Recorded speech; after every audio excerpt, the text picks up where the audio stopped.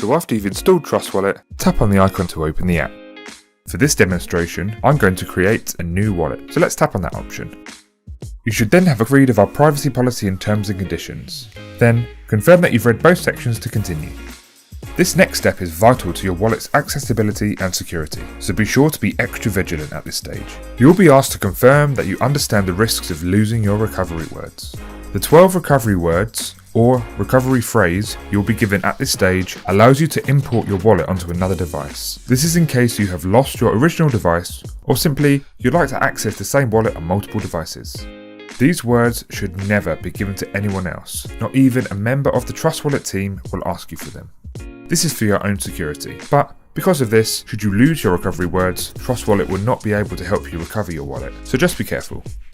We advise you not to store your words on an electronic device. Rather, write them down on a piece of paper and store them in a safe, for example.